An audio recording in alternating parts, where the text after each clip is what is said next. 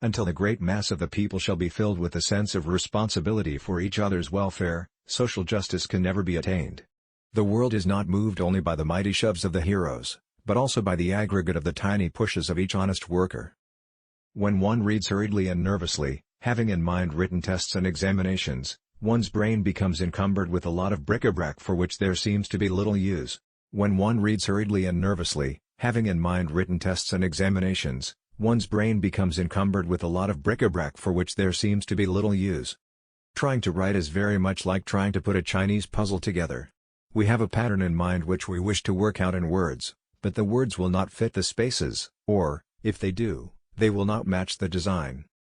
Relationships are like Rome, difficult to start out, incredible during the prosperity of the Golden Age, and unbearable during the fall. Then, a new kingdom will come along and the whole process will repeat itself until you come across a kingdom like Egypt, that thrives, and continues to flourish. This kingdom will become your best friend, your soulmate, and your love. It is wonderful how much time good people spend fighting the devil. If they would only expend the same amount of energy loving their fellow men, the devil would die in his own tracks of ennui. We have prayed, we have coaxed, we have begged, for the vote, with the hope that men, out of chivalry, would bestow equal rights upon women and take them into partnership in the affairs of the state.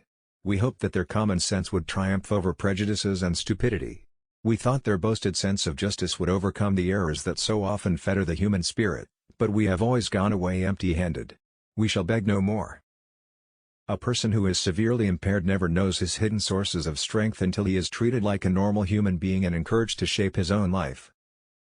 Education should train the child to use his brains, to make for himself a place in the world and maintain his rights even when it seems that society would shove him into the scrap heap. Long before I learned to do a sum in arithmetic or describe the shape of the earth, Miss Sullivan had taught me to find beauty in the fragrant woods, in every blade of grass, and in the curves and dimples of my baby sister's hand. I cannot but say a word and look my disapproval when I hear that my country is spending millions for war and war engines, more, I have heard, than twice as much as the entire public school system costs the nation. Many people know so little about what is beyond their short range of experience. They look within themselves, and find nothing. Therefore they conclude that there is nothing outside themselves either.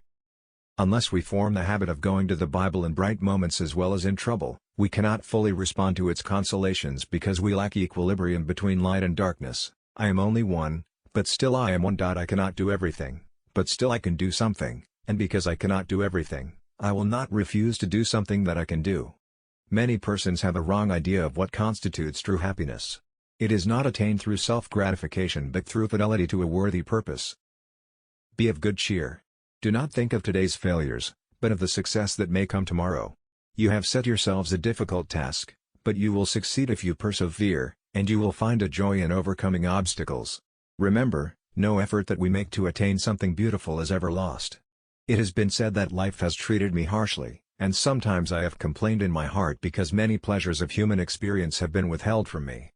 If much has been denied me, much, very much, has been given me.